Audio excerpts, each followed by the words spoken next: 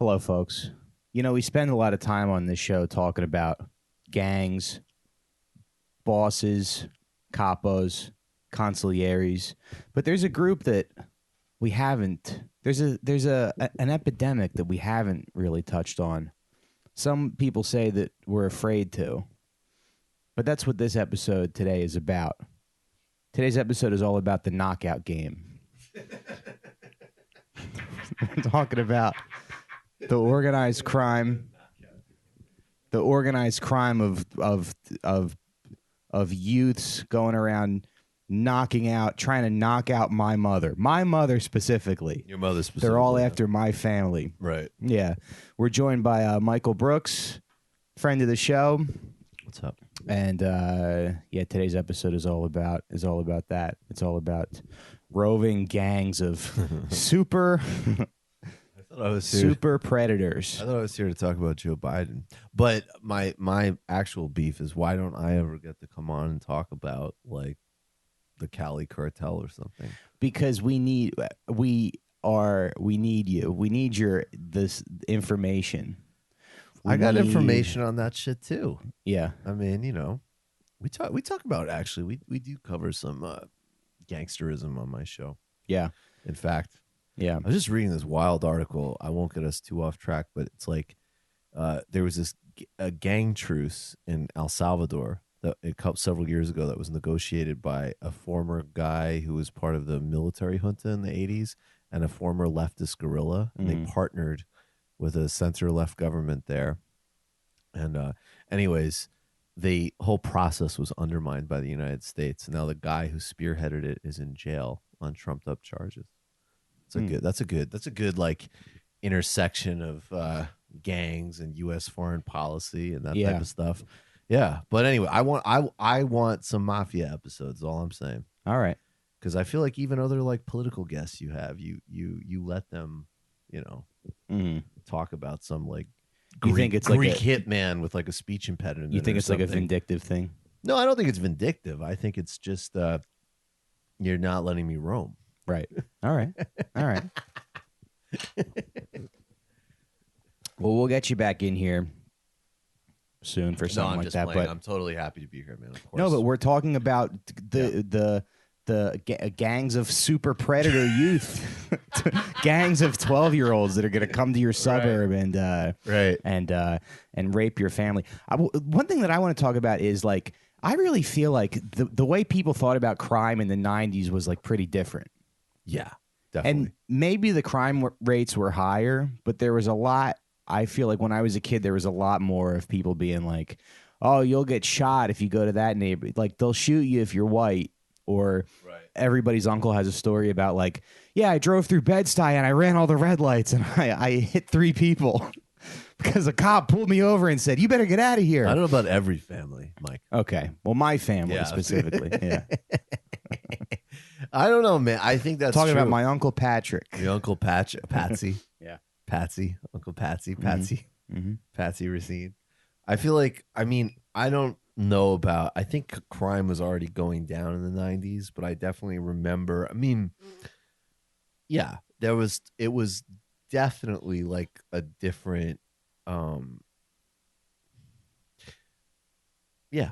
I mean, there was a different idea about crime than amongst everybody. I mean, that was, you know, that's one of the things that's really disturbing when you go and kind of like dig into the history of it, because there was this huge expansion of the prisons and the criminal justice system in the 80s and the 90s. And it was definitely spearheaded by, you know, right-wing racist politicians like Ronald Reagan and so on. But it obviously had the cosign of a bunch of Democrats, and it also had the cosign of some members of, like, you know, some pretty like members of like the you know, Congressional Black Caucus, as an example. Now they would say, like, you know, their approach was more balanced. They would say, we're going to, you know, do this stuff, but there also needs to be more investment and so on. But almost everybody was on board for it. Yeah. You know, one way or another. And it is wild when you just think of like the sheer amount of human beings in jail for like either just you shouldn't be there, period, or like fuck, like this is definitely not the way to help somebody like reset their life. Right. I mean, I don't know. Have you ever spent any time around anybody that's done prison time? I guess a couple times it got junk. There were guys that came in through the temp agency that like, did some time. And there was one guy I worked with one time who was like, yeah, I just got out of jail. And he was like, it's tough. Like people don't want to hire you. I bought him lunch. I've talked to people. So he owes me for that one. Right. I hope maybe one day he'll find me and pay me back. That was your part of your anti-recidivism work. Yeah, yeah.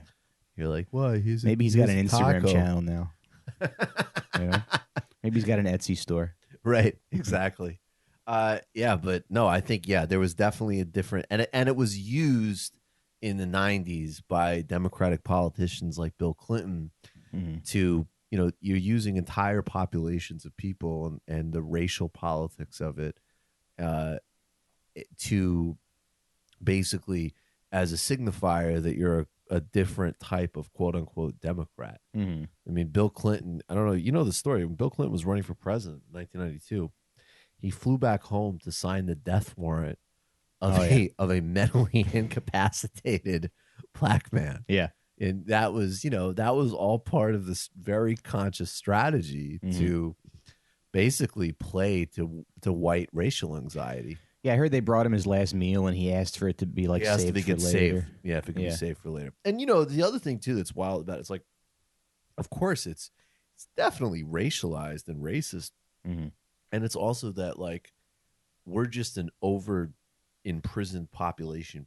Period. Right? Like if you're not wealthy and you're in certain areas, you probably have a very high likelihood of running into this one way or another. So it's wild. And the 90s, though, that was actually happening on a policy level. And there was like that cultural conversation that like I feel like it's funny because when the knockout game thing got like when they were trying to push that during the Obama era, I feel like everybody knew that was a joke. But I think like in the 90s, it would have been like there would have been books written on it. Giuliani would have done press conferences. Right. Like the knockout game would have probably like Bill Clinton would have just been like, and that's why we're going to deploy the death penalty for selected 16-year-olds who don't have feeling. Yeah.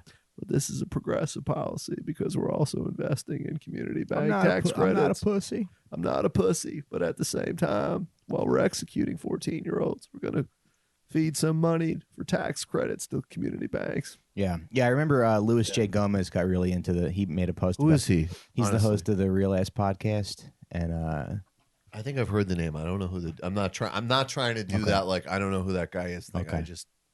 I actually want to stop pretending that I know things and people that I don't. Yeah.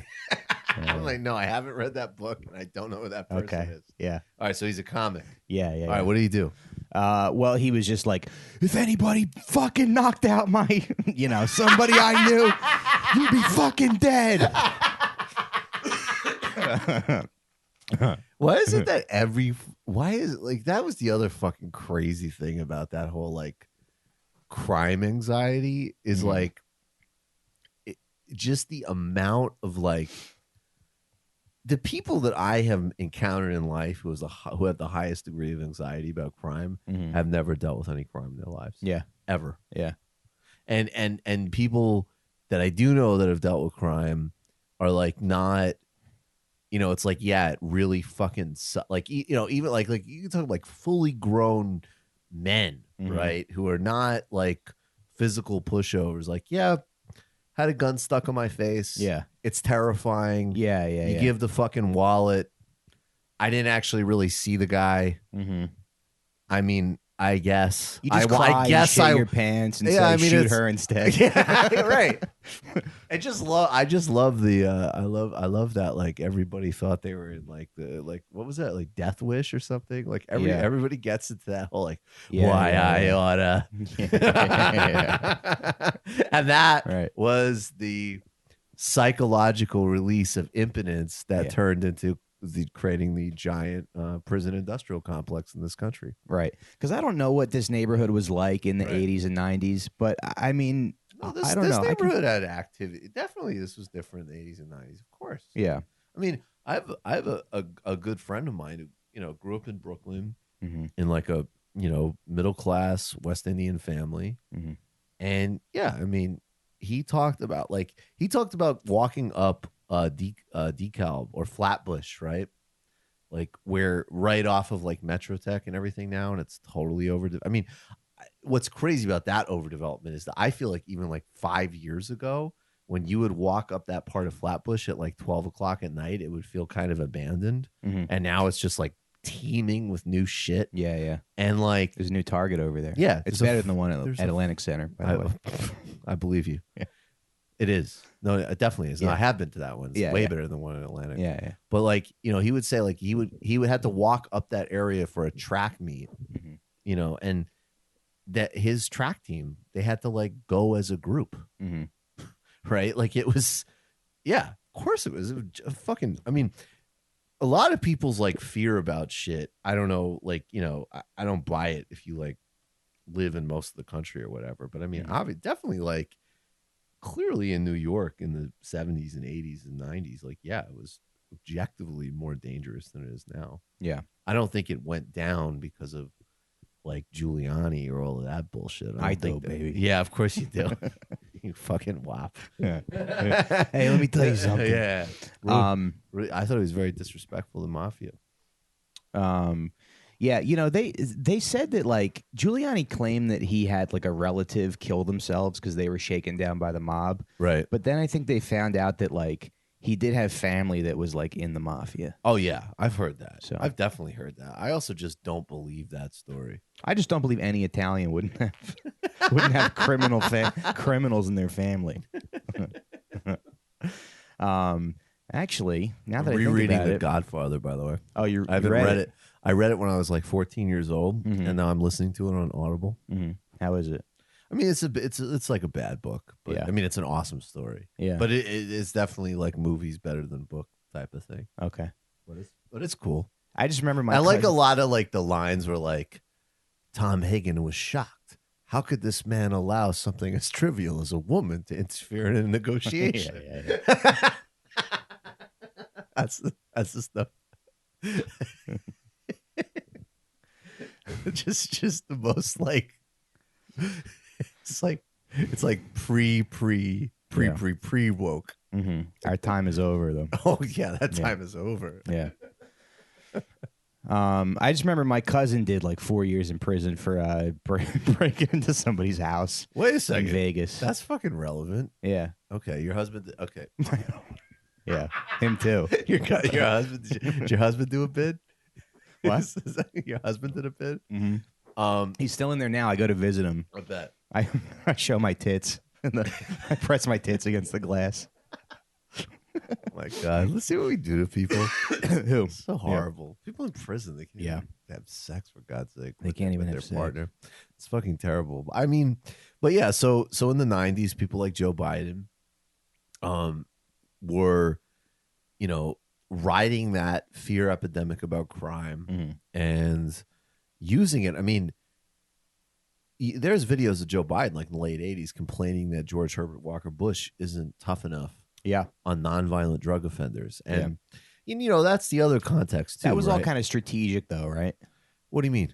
Like, he kind of knew what he was doing. He knew that people, those were all, or maybe he did actually believe. I mean, I don't, stuff. To be honest with you, like, I kind of feel, I think people's motivations and who they are, like, obviously matter on some level, but, there is some function of, like, when you're in politics, I don't think it, I'm sure it was totally strategic, totally of the time, and I also have no doubt that, Joe Biden is, some fucking parochial guy from Pennsylvania and Delaware who, wasn't, it's like now the difference would be is that now if you're a young, opportunistic, Democratic politician, the incentive structure is you're supposed to actually pretend to care about the causes of crime, right? So the Joe Biden of today would have to pretend to be interested in those things. It wasn't the incentive at all then. It was a fraction of the population saying like, hey, this is actually like a war on like the underclass youth of America, right? Which we all know it was, right? And you know, and so, but that wasn't the incentive structure for him at all. I mean, I always find it interesting too, like just even like the fact that like he was from Delaware, like, you know, because I don't want to go into like, I mean, I oppose all these policies, period, but it's also like, I understand that if you lived in certain places or you represented certain things, ironically, you know, some African American Congress people represented places that was like, fuck, like, this is a problem, you know, and you got to get rid of the conditions and the causes behind the problem. But like, there is actually a lot of violence in this one specific area, Right. or, you know, it's different zones. But like, you know, but Biden, like, I don't think there was, I mean, I'm sure there was some issues, but it's like he's representing this like bedroom community state, right? Like, he's not dealing with this stuff and seeing this stuff in a constituent sense every day. It's stuff for a broader strategy. And also his constituents and people that we were talking about earlier. You know what it reminds me of? Like people that were freaked out about crime in the 90s who like lived like in the suburbs. It was like, you know how like okay, like September 11th happens in New York. And New Yorkers, And it wasn't even Muslims who did it. It wasn't even Muslims who did it. We all know it was, you know, I got the call. Yeah. So, and you know, and we know that it was, yeah, Dick Cheney set up a hologram, but like, it's like a cheap example, but it was just funny to me. Like, you know, New York, John Kerry crushed it, right? Like, you know, New York easily goes for John Kerry. And California, and like one of 3 or 4 states where Al Qaeda might say, hey, that's a monument that's worth trying to take down. Yeah. But it's somebody in like a fucking corn stalk somewhere in Idaho is just like, I just don't think he understands terrorism. Yeah, of course. It's like, motherfucker, like, you don't know, like, you're fine. Yeah.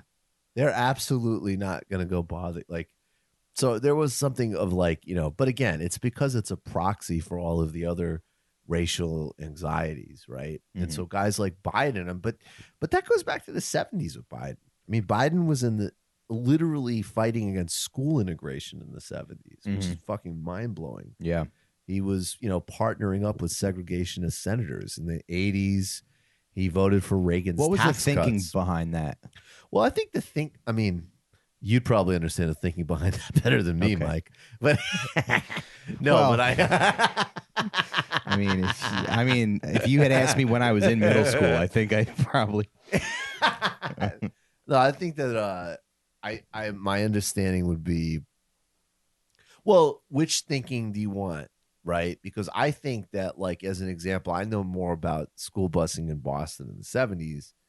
And Boston is an unbelievably racist town. And there was a ton of just, you know, just really, really, really bigoted white people terrorizing black people because they didn't want to share a school. And that's true. That part, you know, sorry to say, that shit is undeniable. And then there was the other element that, you know, is worth mentioning, that for sure, like, there was that element of like, oh, well, these, you know, like liberal do-gooders, their schools aren't getting changed. Their school, because they live actually in very racially homogenous upper middle class neighborhoods. So I mean, maybe, but I mean, I think Biden is playing to that sentiment. You know, Biden is playing to those, like, you know, white ethnics, basically. That's the thinking behind it. That's what he was doing. Right. I mean, well, I also want to talk a little bit about like where some of this information was coming from, because a couple academics in the early 90s, they predicted a trend that there was just going to be this, like, I mean, there was a bunch of violence, I guess, in the early 90s, and they predicted that it was going to explode. They thought it was going to, like, there was a guy named John DeLulio who was a professor at Princeton. it's going to get worse. Going to get worse. Let me tell you something. Let me tell you something. They think because I teach at fucking Princeton. But it's going to get much worse. You got to stop them from coming up here. Do you think that like John DeLulio is at Princeton? He like worked his ass off. He goes and gets through some whole Ivy League system or whatever. And he's doing some research on, like, you know, I don't know, like divorce rates or some type of, you know, longitudinal study. And he's at some family dinner and he's having ziti. And like his uncle June is just like You portraying you take all your privilege and you don't do nothing to protect us from the millennials. Right. Nothing with your prestige. Right. And he's like, I'm gonna go reset my research and stoke America's fucking paranoia. Oh yeah, You don't listen. He's just doing it because his uncle shamed him. Yeah. It's be. like my aunt Calm said they're predators, and they are. I got the numbers. It is kind of nice to see someone with that name as a professor, as an Ivy League professor. You know, I gotta say, we don't go very far because our names are so goofy, dude. I gotta say, like you always make the point that like it's acceptable to still make fun of Italians, and I will say, like, I think we got to keep it real here. That I'm like, my comedy gets called out a lot for not, it's not necessarily respectful of all of these boundaries that people are trying to put on things, but yeah, I mean, shit. I will run a lane on Italians in a way that is kind of like, no, but it's also because it doesn't matter. It doesn't really because you guys are totally fine. We're fine, but we're like, it's like we're white, but we're like here. You're not plain white. Yeah, that's what it's like. This black guy explained to me about Jews once. He's like, yeah, but you're not plain white. Yeah, and I feel like Italians are not plain white. Mm-hmm. I mean, Waz was talking about it on our live show, like going to high school in Queens, and he's like, I thought you all were just like white, and then I realized like, oh, like Polish people are dumb and Italians are drunks, and he's like, and Italians, they're kind of black, but yeah, yeah. He's like to me, he goes, you're all just fucking white people. We're more black than white when you think about it. Oh, definitely. Yeah. We don't get the education. Very tribal people. Yeah, we don't really get any of the values of, that white people get. It's like a weird limbo. We can't try out for Hamilton. Can't try out for Hamilton. We can't play We can't rap as Thomas Jefferson. Jesus Christ. Yeah, it's weird. It's a weird purgatory that you're is in. even better. Did you know that he's promoting austerity in Puerto Rico? What's austerity? He's basically helping the policies in Puerto Rico that are selling that island off even more to Wall Street. Really? Yeah. He's a psychopath. He's right? Not a good. He can't be. He's not. There's something off. Yeah. His cameo in The Sopranos was funny though. Yeah. You think it's going to be a Cosby situation with him? Make your prediction right here on the show. No, I don't need to go there. You should look what he's doing in Puerto Rico. Yeah. And yeah, of course. Yeah, but then he goes on like an award show and like sings in Spanish, and everybody's like, "That's because they are. You're a hero." That's because they don't. That's because they're interested in the signifying, not what's happening in Puerto Rico. Yeah, nobody goes that far in life without having some skeletons. I don't think. I mean, every single human being has a life, right? Yeah. I mean, I don't know what you mean. I mean, yeah. You're implying like about Cosby-like skeletons. Right, all the great artists of our time. Michael Jackson, Bill Cosby. Michael Jackson didn't do anything. He didn't do anything? He might have been like a eccentric childcare worker. Did you watch that documentary? No. Okay. First of all, of course he did something. Okay. And no, I haven't watched it. Okay. I don't really. I feel like But you still hear his music everywhere. Should we stop listening to his music? I feel like because his victims were straight white men, no one cares. No, but I'm not like I'm also like I don't know. I look, if I'm not gonna turn off R. Kelly's music either. Like I don't like I don't know.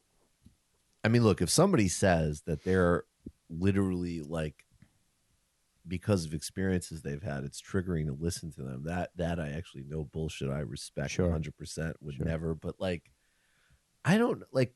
What joy are we bringing to the world by not listening to Thriller anymore? Like, I really don't.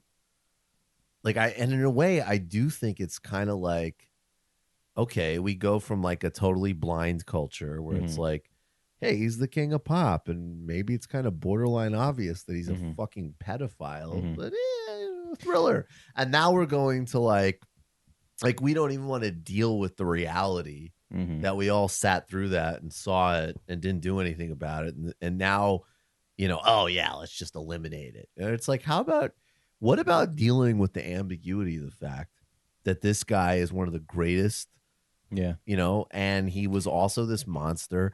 Also, he was probably a monster because, frankly, I'm sure he also dealt with and faced like unimaginable shit himself. Well, I also feel like And if we you just got to took, kind of deal. I mean, even R. Kelly. I mean, I don't even want to get that into that one. And obviously, like, look, that's different. He's alive, and like, he's got to face like. I mean, I'm not like interested in like revenge. I mean, like, he's more like a guy like he needs he needs to be put in a place where he can't do what he does, right? Like, just to protect. yeah, the ground. Yeah, literally. Like, well, okay. The ground. You want a ground? You want him under? Yeah. It No, was but a if fucking disgrace. I feel like if you took all the ways to get molested and you put them in a hat, you would hope to pick Michael Jackson out of the hat. You would hope for Wade Robson's story, which was I got molested and then I became like a choreographer and I fucked Britney Spears. Right. Right. Not if it wasn't bad. for Michael Jackson, you'd be some street urchin in Australia selling boomerangs. I couldn't even watch. I watched a little bit of the R. Kelly one, and I got nauseous. Yeah. I just could. I mean, like, he definitely needs to be in jail. But again, it's not like I don't really. To me, it's not. It's just like he just needs to be there so that shit doesn't happen. Yeah. You know what I'm saying? Yeah. I He's a broken toy. Yeah. That's yeah. Yeah. So I read an article from this guy John DeLulio. He wrote something. Oh. Fucking super predators over here. We got fucking super predators. Come see my talk at the fucking Student Union in Princeton. All right, I'm pissed. Oh, the African American Studies Department's offended. Hey, Professor Shaniqua Giles over here. She doesn't want me to talk about crime. I'll tell you what, you can shove it. All right, I'm passing around the syllabus. It's just all right, yeah. there's pastas, there's marinara all over it. Marinara. It's a fucking like editorial endorsing Rudy Giuliani from the Policemen's Union. Just My friend, he goes against protests. He's like, oh, Earth, Wind, and Fire came to show up because they don't want to talk about crime. Oh, all right. I see we got Biggie and Tupac in the back holding up the. All right. So he said, "Well, okay. Tell me what he said. What did he say?" He said, so he writes this article, and a lot of it, it's like, I mean, it's very kind of, Did he publish it at the Manhattan Institute? By the way, I don't know. Is that what it was published? It appeared in City Journal. I think that is published by them. Manhattan Institute was a very conservative think tank that was important in New York, I would say particularly in the Giuliani era. And they had a lot of this stuff like this broken windows theory, which has since been discredited. That was, the broken windows thing. That's like if you aggressively police. But like because the theory was that, instead of the correct thing, which is like, oh, maybe somebody as an example is like, hopping a turnstile because they're broke, right? Or like maybe get the signal from that, or whatever. Or, a kid doing graffiti is actually like good, or at the very least you could like rechannel that or whatever. It was all like when you let little things go, it that's the context that lets the big thing, right? So yeah, exactly. So that was what they all ran with. That became like the national, and it's one of these things that like the new research later sort of started to debunk it. But that's after like generations of like police harassment and abuse and arrests. But that's just such a weird thing to me. It's all these people like in universities doing research, looking at statistics, and like, but they're not in the places where there's crime. They don't live there. I mean, I walk my dogs and people are like very nice. Black people are very nice. They come up, they say hello, and I'm like, I'm destroying your way of life. I'm the enemy. But they're so fucking friendly. I don't think it's just, I think it's an economic thing. But I think, but I also think like, but I'm saying you don't really understand. No. I think there's something. No, I mean, that's another reason that Sam Harris is such a terrible influence on our culture, right? Like the idea that you can look at things in some type of numbers background, vacuum without understanding any texture or context or just literally understanding how things work. I mean, I remember there was a book that came out several years ago. I forget the name of the book. Or Like the you name can of just say rap name music of the is bad. author. Yeah, Yeah. right. You could just say rap music is bad, and that's right. I mean, that's what's so amazing about Sam Harris, right? Is that like he's just like his prime contribution to race conversation is promoting racist theories and then getting like whiny when people object to that, and then finding some like random undergraduate who wrote some dumb article restating arguments like from the 80s, and then just to be like, this is really unbelievable, you're saying that like that actually what's happening here is that rap music, in addition to, we won't get into the fact that your brains are literally worse, Yeah. but rap music is actually creating a lot of violence, and the left won't be honest about this. But just imagine Sam Harris, he reads a report that says rap music makes you like excessively horny, and he's just at home and he pushes play and like a Kanye song comes on. He just waits for an erection. It's like, this is false. Yeah. False. Well, I'm not erect, so I don't know. I feel like that would be too experiential. But the so but it was called Gang Leader for a Day. It was the name of the book, and like among other things, what this guy kind of showed is he had this great point, and I could say this on a financial level. I definitely did not grow up in a dealing with crime or anything, like obviously dealing with racism. But I've dealt with serious poverty at different times in my life, like actual poverty, like not having a home type of poverty. that sucks. It really sucks, and it's Did real. your parents like not care or? You met my mother. How dare you? Dare you? Fucking why, you no good dago wop. Let me tell you this, my Mick Kraut friend. So no, but what he said, when you're poor, every day is test day. And what he meant by that is like, and in some ways it seems like a trivial comparison, but like when you're in college and it's the day of the test, and you've got all the finals, and you feel this like huge amount of extra pressure, and you're not getting enough sleep, and maybe you're eating some food that you shouldn't do to fuel yourself, maybe you're having a cigarette, whatever. And his point, again, it was kind of a trivial point, but in a way it makes sense. It was like, if you're dealing with like actual poverty, you are constantly in that stress response. You're constantly figuring out how to negotiate the most basic things in life.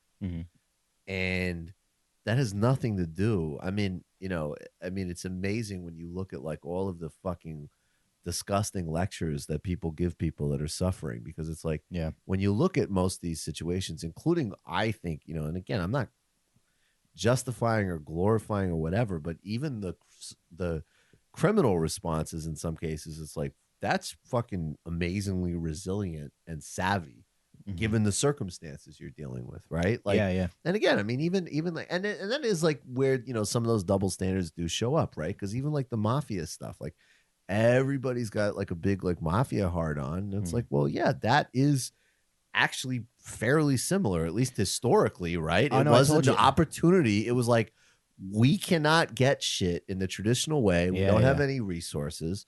So we'll figure something else out. That most people actually find that to be a pretty admirable trait. And if you want to get rid of that, then you got to get rid of people not having resources and access, and also not having to have that fucking relentless stress. And and if you even said like a whiff of this stuff in the 80s or 90s, then some idiot like Joe Biden will pop up and just be like, hey, I'm a Democrat, but I'm not a fucking pussy. And I go to the black kids and I say, you could be a man and use a condom. Pull your damn pants out. Right yeah, exactly. I told you I did Kumia this week, and we got to debrief on that. So I was like, so what happened? I wasn't looking forward to doing it because the last couple times I it didn't like go that great.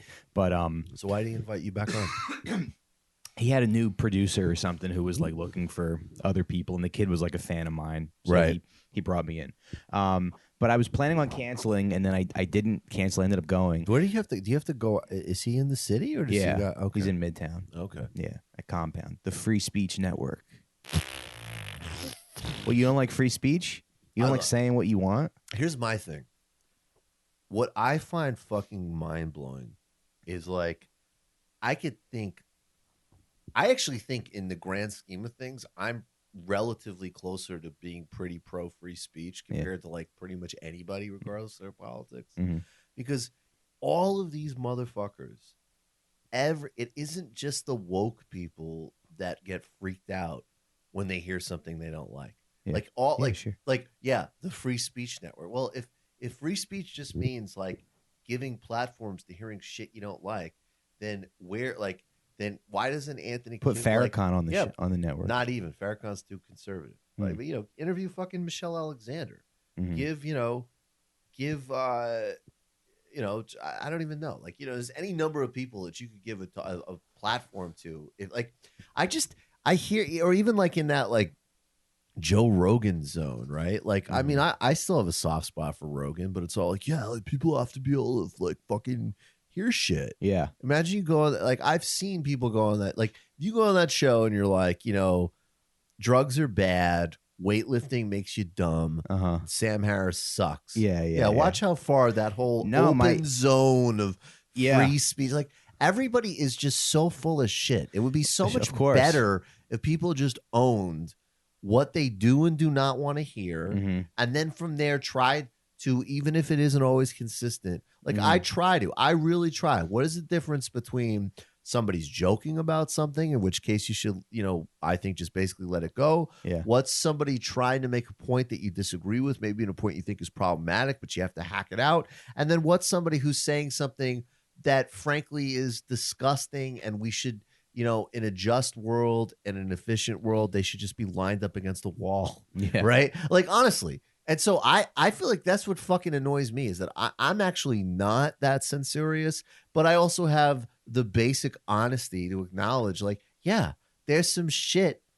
I saw that video, this fucking video, these two TP, this or one, I don't know what the girl is, but this TP USA, yeah. What the fuck do you want me to say? Yeah, I think that kid is fucking useless. Yeah. I think he's a disgusting little scumbag, and maybe if he had a year where he was locked up and he had to read James Baldwin every day mm-hmm. and exercise, mm-hmm. maybe he could be a halfway decent human being. Mm-hmm. But I don't like this. I don't need to hear. He's got to be your intern. That's his punishment. I don't want to deal with him. Yeah. But I'm just saying, like, but okay. And then yes, there's other examples where, like, I think like Slavoj Žižek is a guy. I don't agree with everything he says, but definitely he says, there'll be times where people say, hey, did you hear XXX the thing he said? And it's like, well, first of all, it's not what he's really saying, mm-hmm. or he's trying to point out a contradiction or a problem, and we got to deal with it. You can't just, again, you could still disagree with them and attack them, but you can't just close it off. Yeah. But then on the other hand, and then there's also like people joking. But I think what is amazing to me about people like Cumia is like, it's not just the fact like, hey, you're like, I mean, you're also you're pretty hypocritical from what I know about you. He was talking about Bonnie and Clyde. Right. He was talking about like how they got these big guns and they were always able to outgun the cops, and then they were able to outrun the cops because they had the cars with the V8 engine. I thought this was criminal behavior. Yeah. I thought this was horrible criminal behavior. Well, so that's what I said. I was like, how come you think this is so cool, but you get mad when black people do it? And he laughed. And then he was like... He was like, well, I guess there's not whole cities of Bonnies and Clydes. And then he made a reference of like, he said Bonnie and Clyde, which was kind of funny. He has like... Is that really that funny? Bonnie and Clyde? Maybe in the 70s. Yeah. I don't know, man. I feel like I used to listen. I didn't listen to it when it was on, but I've listened to Opie and Anthony. He was doing like a black Bonnie and Clyde. No, I got it. I got where it was going. Yeah. It's just like, Bonnie. Yeah. Is that what he did? Yeah. I got it. It's not that hard to tease out. Yeah. But he even laughed. He like acknowledged that it was, silly. Well, that's kind of, to the extent, I don't like that motherfucker, but to the extent it seems like he has a saving grace. That's it, right? Yeah. It's that he can laugh at things. Yeah. That goes a long way with people. It goes a long way. That goes a long way with people. But shit. Yeah. And it is funny though that like a lot of guys like that, like it isn't that old school, like it isn't the 90s or 80s or whatever. It's not like the guys in, Trading Places who of course are absolutely criminals themselves, but they would, Law and Order. Mm-hmm. But so many guys in that like Kumiya mold or Gavin McGinnis, they've got like hard-ons for like underground culture, and we fucking puked, and then the cops came, we were pissing against the wall. And it's like, first of all, well, black people didn't necessarily have the luxury to like be like fucking, idiot vice morons because and then we told the cop to go fuck himself. And then the cop like murdered the black dude who tried to pull that shit. And then it's like, but it is just, so leaving, and of course they wouldn't have the moral imagination to even note that hypocrisy. But it's like beyond that, it is funny that they've got all this like, we were out like doing drugs and fucking and fuck that and fuck them and fuck. And then all of a sudden it's just like, rap music. They literally go to the same They've shit. done stuff that would get them killed. They've done stuff that would get them killed times over. I was talking to my friend Shalewa. She's like 45, and she was like, I got asked to do this show where you tell like an awkward sex story and then a cartoonist draws it. And I was like, Shalewa, I feel like, is that white people shit? She goes, yeah, that's white people shit. Yes, that's very much white people shit. That's very Yakubian. I got my dick sucked on 32nd Street one time. Really? Yeah, in a doorway. For you. Yeah. Deb's here, but how did that happen? Did you pay for it? Yeah. Nope. I mean, just in Applebee's appetizers. Fair enough. Yeah. Let me just read you a quick excerpt from one of this guy's articles. Deb's cousin. What? Nothing. Cut that out. What'd you say? I said, when was the last time you saw Deb's cousin? Oh, yeah. It's funny. It's terrible. No, it's funny. Terrible. It is funny. Yeah. She doesn't listen to the show. We're safe. We're safe here. That's where I'm safe to talk about her. I love on them. my podcast. I make that joke. It was, it just presented itself. It was funny. No, it's funny because there's a little bit of danger. Right. Because she'll, there's some edge to it. Yeah, she'll hurt both of us. Right. Yeah. But so this article is full of like just sort of, very detached. Here's an excerpt. Some of the people who burst into jubilation over the OJ verdict were celebrating the release of a man whom they believe to be innocent, with due regard for the fact that 2 families have lost loved ones. That's okay. But other blacks partied to a "he killed the blonde and got away with it" tune. For example, a sign held by a woman whose picture appeared in the New York Times Magazine read, "Guilty or not, we love you, OJ." Henry Louis Gates quotes film director Spike Lee as follows: "A lot of black folks said, man, OJ is bad. This is the first brother in the history of the world who got away with murder of white folks, and a blonde, blue-eyed woman at that."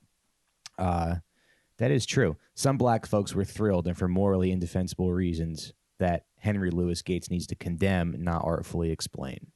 See, that's just so fucking like. First of all, he was the first black guy to get away with killing a white woman. 100% true. Yeah. And of course, this is in the context of a history where Emmett Till gets viciously murdered because a white woman lies about him hitting on her, right? But like the other part of the whole thing, and Chris Rock got the other major piece of the OJ story, is that it's also pure class. Yeah. Right? We said if he was a bus driver, he'd be all Jane. Like, yeah, he's a multimillionaire who gets to hire a team of super lawyers to fuck up a process. That's a pure class story. Right. But then it's also just like, this is clearly somebody. Now, I'm not saying you go, like, I get there's like the caricature of like a certain type of like woke white person that's like, oh yeah, wow, that's a really deep point. I guess like OJ should be allowed to like murder. Like, okay, yeah, like that exists. Yeah. I've seen those types of takes on Twitter. But like, this, on the other hand, isn't Twitter. This is a serious academic and policy advisor who clearly not once in his life from that paragraph has ever attempted any type of like even basic understanding of what it would be like to be on the receiving end of American racism and type of psychology it might create. All right. So it's like, again, even in that, and OJ's a super extreme example, but like every single fucking culture on earth has like their guy that got away with it. That's like a hero to them. I mean, I don't know. So it's just like, but that was the shit. I mean, that's what people forget Chase about have the a bit 90s. where he was like, I want to know who the first black guy to fuck a white woman on camera was in a porn, and why don't I know his name? As the greatest civil rights hero. No, but I want to know, like, if you read stuff in the 90s, it Yeah. is fucking amazing the amount of like just super fucking, just like white columnists writing about Bill, like Clinton, Bill Clinton also clearly and sternly told his black audience that they needed to stay in school. And it was just like, this Yeah, isn't, yeah, I yeah. mean, Yeah. that's the big paradox of our time, right? Like, I actually, I do think a lot of the, again, like 20-year-olds or whatever learning how to like a certain type of like way of being quote unquote intersectional, like, and the cynical way that stuff is used by like corporate democratic campaigns is total trash. But if you go back to the 90s, man, or listen to an interview with like Sam Harris today, a lot of people still need some pretty fucking remedial woke training, Mm-hmm. and so you could see it in that. I don't know if you ever read this, but I forgot, a couple years ago we did an interview with this guy that like a lot of the research, because the crime rates have just kept going down, Kept going down. right? Like, and And even people don't really know why, right? well, one theory that actually has like some serious evidence behind Giuliani. it was Rudy Giuliani finally getting tough and cleaning up the city. Yeah. No, it was lead being taken out of things. Yeah. There's actually like serious evidence that lead causes neurological damage, and you can, at least time wise, correlate these like insane spikes in violence Yeah. with lead exposure.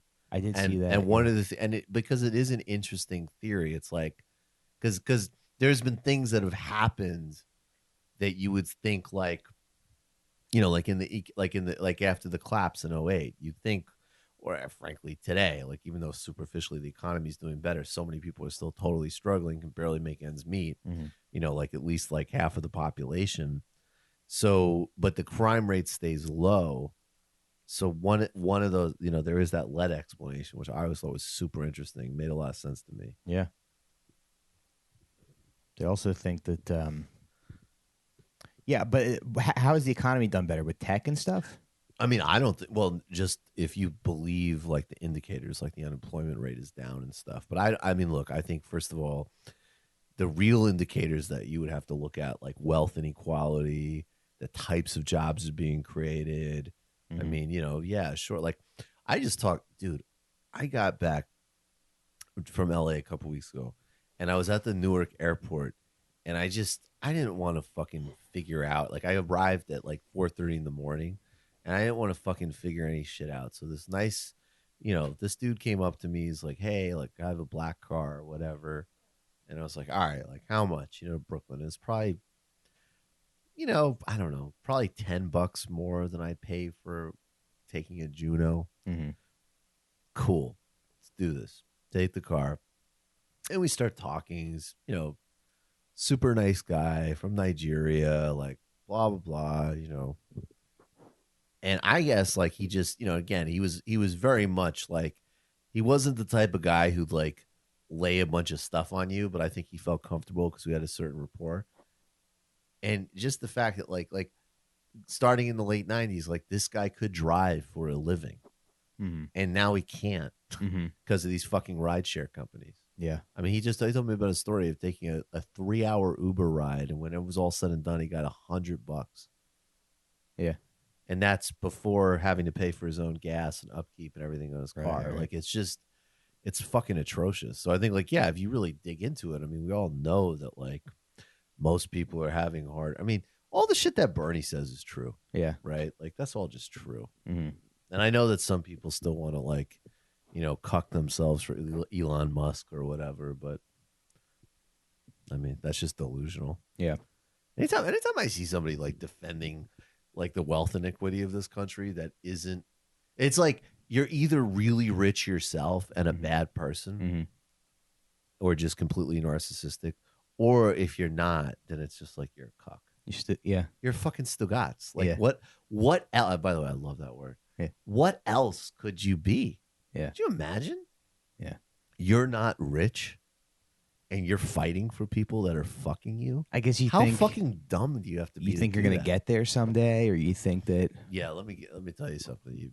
Yeah. Or maybe it's because you want to believe that you're not being fucked over by these people. Maybe. You see, I think that is more but even that, it's like there's no dignity in it. Mm-hmm. And see, that's an amazing hustle to me. That like that somehow people framed it that if you actually want to fight for what's yours and live a good life with dignity, that somehow that isn't the dignified position. Yeah. Like it's dignified to sit back and let all of these resources be wasted and let you have a bad life. Mm-hmm. That's like crazy to me. Yeah. Like that's not having your head held up high. Yeah. Like no, it's like going out there and fighting, whether through a union or politically or whatever, or by the way, also in your own self, if you can figure out a way to have your own business or whatever, that's awesome. Mm-hmm. But like going through politics to like get health care, get a good life, do actual shit Mm-hmm. and not be fucked by people that have no respect for you and institutions that will totally discard you. That's not dignified. But like letting like sitting, in like squalor, watching like an Elon Musk inspiration video on YouTube or reading The Secret, like that. Yeah, that's good stuff. But isn't that kind of like a thing people want to have? People want to put people on a pedestal, and they want to look up to somebody. Yeah, but even that, like, why aren't we looking up to people like, to Bernie, right? I don't even know. First of all, I guess I do have a little. Would you bit kill of like, someone for Bernie? No, No. I'd kill somebody for the political project. No, without a hesitation. I wouldn't flinch. Yeah, totally. No, but I think that you couldn't. I mean, I don't know, man. I think there's a difference between admiring people and worshiping people. Mm-hmm. But I think that like, no, like why we don't even have like Steve Jobs was a fucking asshole, right? Like objectively, corporate practices disgusting. Even as a person, he just seemed like a genuinely a total dick. Yeah. Yeah, but look at this home button. It's but that's what I'm saying though is like at least in Steve Jobs' case, there was a part of it where you did have to say, and I would still trade. I wish Apple was developed in a totally different way as a company. But like, okay, Steve Jobs definitely had some creativity and some hucksterism, and I don't mean hucksterism in a bad way, and some intuition that like, yes. You can't just pull some schmuck out of MIT and they have that. Mm-hmm. But now we're in the era of like, I'm making a fucking souped up electric car and some dumb hyperlink project. It's all subsidized by the government. Mm-hmm. And clearly he can't even handle the pressure himself, which is why he's freaking out on Twitter and why he's doing like all these weird shit. And why he's having this nonsense with Grimes and why like Azalea Banks is dragging him, which was awesome. That was one of the funniest things I've ever read in my life. And it's like, it's just like, guys, even like, first of all, like this whole game is twisted and wrong, but like, you're not even at the front end of it. Mm-hmm. Like you're not at the first iPhone launch. You're not at, it's done. Yeah. Like do something better. Yeah. And ironically, like, Bernie is, it just so happens that it's a 77-year-old Jewish dude who's repping that. Right. Deb was telling me the other day that there was some Instagram account who they found Frankie's Instagram and they want to send us a collar. And what they've made is a dog collar that instead of the license hanging from the dog's collar, the dog's license is engraved on the buckle so it doesn't make noise. Oh, that's cool. So they have a quiet dog collar, which is great. It's like innovation. Yeah. It's like shit. That's definitely why people should not have health care. Yeah.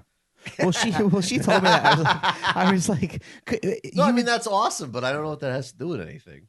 No, I just feel like my dog's collar doesn't make any noise. We're fine. Like that person should just have a job somewhere where they can work in an office and like support themselves. Well, that's the other thing. Well, yeah, but that's so much of what's going on. I mean, you meet like. But everyone has to change the way that, Yeah, because they can't just fucking work. Yeah. And have a decent life. Yeah. And by the way, maybe a lot of people don't, That person should be cleaning toilets for a decent salary. Well, look. I'm not saying, like, I don't know if she was fulfilled by it or not, but, my grandmother worked at the Long Island Railroad. she was in a good union, Mm-hmm. able to retire to Florida as, a very relatively young person, Mm-hmm. right? Like, I don't know if she loved her job, but I know she had friends. I know that she had a union, and I know that Yeah. she was able to live a decent life. Yeah. Like, what the fuck is wrong with that? Yeah. Like, that's the other thing too. It's like, look, if people have ambition and they want to distinguish themselves in whatever way, that's great. They should be able to do it. Sure. But in general, it's like, people want, like, I don't know, man. They want to be like fucking take their kid to a water park or buy some extra beer. Yeah. Like, you shouldn't have to be fucking You special shouldn't have to to make a have dog health care. collar. Yeah. You shouldn't A have to quiet make dog collar. right, a quiet dog collar. Yeah. A necessary disruption in this market. Who Yeah. are you looking at voting for? I actually am Me? curious. Yeah. What are you thinking? I don't really review. No, I guess I think I'll vote for Bernie. Yeah. Yeah. You buy it? Yeah. Yeah, Yeah. of course. Yeah. No, And then Warren, but do we really want a female president? Let's be well, honest. I mean, that's the fundamental question. Yeah. Of course. No. But no. it's also so funny too that mindset is like in our culture. Like I saw an AT&T commercial, like a few months ago, but it was like it's a girl walking dogs, and it's like, get your hustle on with unlimited data. That's horrible. Yeah. That's fucking terrible. But that's how those are those Fiverr ads that were on the subway mm-hmm. showing people just looking fucking emaciated. Yeah. I mean, this isn't a good thing. Yeah. They just played on Deezus Samaro a clip of fucking Steve Harvey like berating his audience for sleeping, saying it was like, that'll bring you poverty. It's like, what the fuck? Really? Kind of no, I mean, this is how those sociopathic capitalistic yeah. That's how the ideology functions in normal people's lives. It's training people to be fucking nuts. To be nuts, yeah. It's insane. Yeah. You're not supposed to fucking innovate a lot of things don't need innovation. You don't need that much money. There's not that much stuff to Well, you need that much money to fucking survive. To survive, yeah. And the rate of what that actually means is getting higher and higher. Mm-hmm. And of course, that would be completely different if we had, universal housing, universal healthcare, and anybody who's fucking not, like even on healthcare, man. Like I had a guest on my show recently. We talked about illicit history of healthcare in this country, right? Yeah. Like how this shit actually works. Mm-hmm. Really, really good academic. Her name's Jamila Mishner. And like, this point was like, look, unless you're Jeff Bezos, this does not work. Yeah. You could be family making $1 million a year in joint income. And if you have a kid mm-hmm. born with a certain medical disorder, you could go into bankruptcy mm-hmm. today. Yeah. Like it's fucking insane. It's insane. And I have no idea how, I don't get the mentality of driving around an Uber trying to sell, Goodfellas 4 while listening to Cumia and getting ready to vote for Trump. Yeah. It just seems like, dude, you are literally getting cucked. You're working on your Etsy store while you're dog walking on WAG. Jesus Christ. It's so funny it's so too. Fucking depressing. And I think most depressing. of this stuff would disappear if we had a decent society. Yeah. So much of this shit. Yeah. It's obvious, like, yes. And they always have the same examples. Like, yes, we still have our fucking iPhones. We're going to have to figure out a way to have an iPhone that doesn't fuel war in the Congo. Mm-hmm. Thank you. But, I mean, all this other shit, like, I don't think people would be trying to pay their bills on Etsy. Yeah. Or maybe a handful of people would who really had that skill set Yeah. and really wanted to do it. Yeah. It's another thing that Deb will do sometimes is she'll get a dog walk from WAG, and when someone from WAG walks your dog, they have to like put in, like, enter something on the phone when the dog pees or poops. So you get like a photo of like the route of the walk and little icons of where they peed and pooped. What the fuck is the Just matter tell with me us? that. I don't know. What the fuck is the matter with us? I don't know. And again, this is from the same country that's so worried about totalitarianism. Yeah. We're like, I wouldn't want to live in the Soviet Union. Yeah. We're building a fucking surveillance economy. Yeah. I know. I'm like, people like literally getting paid pennies to tell you when your dog took a shit. I'm like, and we're volunteering. Who is for that this? for? Yeah. It's for the pretend idea that there's something additionally nice about this app. Yeah. That's it. Mm-hmm. That's all it is. Yep. It's Well, that's incredible. why I see right through that, and I hire the old homeless man to walk my dog. That's exactly right. Yeah. What else happened with you? So do you think you reduced Kumia's racism 1%? No, I don't think so. I mean, it was fun, and he's funny too. He was talking about when he sees like handicapped people, he's like, sometimes I see people, and I'm like, that situation is so horrible. I'm like, that must be Hitler. That must be reincarnated Hitler, because like they're being punished. And I was like, that's a very funny thought. No, I think what But that is you got to take people who. I think he's experiencing empathy for a second. He needs to escape from it. Yeah. So he comes up with another hackneyed comedic scenario. Well, buddy, we got to wrap up. Yeah, man, you got to go do But some I got stand to up. go do some stand up. Well, it's a pleasure as always. Find me on Instagram. Find me on Patreon. Find me on YouTube. Yeah, Michael Brooks Show, Majority Report. Listen to And Woke Bros. And Woke Bros. I listen every day. If you guys need Thank you, digestible news, it's perfect. I wish we could have done more time. You keeping up with TMBS on the new YouTube channel? Yeah. Lots of clips there now. Nice. Thanks, brother. Appreciate it. Thank you. Talk to you soon. Yeah, guys, thanks again. Patreon, Instagram, sitdownpod@gmail.com. Bye-bye.